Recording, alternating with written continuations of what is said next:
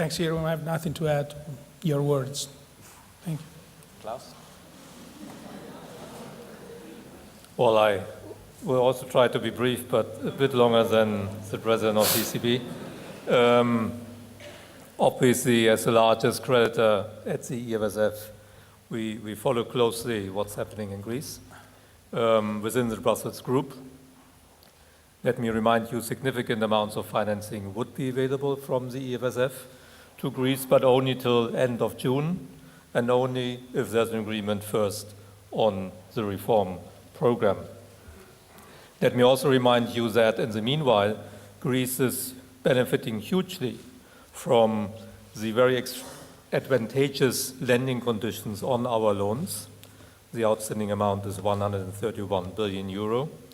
For many years, Greece pays almost no interest rates to the EFSF, and the maturities of our loans are on average more than 32 years. And this alone allows enormous budgetary savings.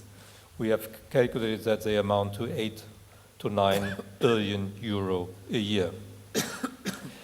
On Cyprus, like the president of the Eurogroup, this is good news.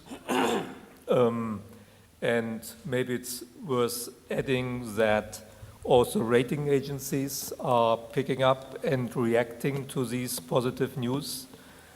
S&P upgraded Cyprus to B+ recently, and is now in line with all the other rating agencies. And if the reforms continue, I think there are good prospects for Cyprus to return to the markets. Of course, now we are beginning the next review, and there could be a small disbursement from the EFSF towards the end of June if everything goes well.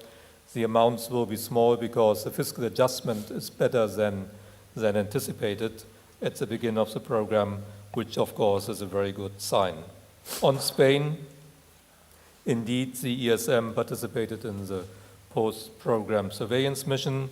That's our task. The ESM treaty requires us to do the early warning system. Spain has to pay to the EFSF interest and fees this year, and we don't foresee any problem for that. Let me say a final word on our funding activities, because in the media sometimes I see speculation that we might have problems on the funding side, given that our largest debtor could affect market sentiment. Let me say very clearly that this is not the case. Our funding activities in this very unusual environment are going well. Since QE started about a month and a half ago, EFSF and ESM maturities up to 6 years are trading with negative yields. The secondary market liquidity of supranational issuers like EFSF and ESM has dried up. Spreads between supranationals, also our spreads to the corresponding sovereigns, are historically tight. Nevertheless, in this unusual environment, in March, the ESM was able to issue the first syndicated benchmark with negative yields. And earlier this week, the EFSF managed to issue successfully a new 10-year syndicated issue with a normal benchmark of 3 billion euro. And a spread which is historically tight compared to bonds of only 15 basis points.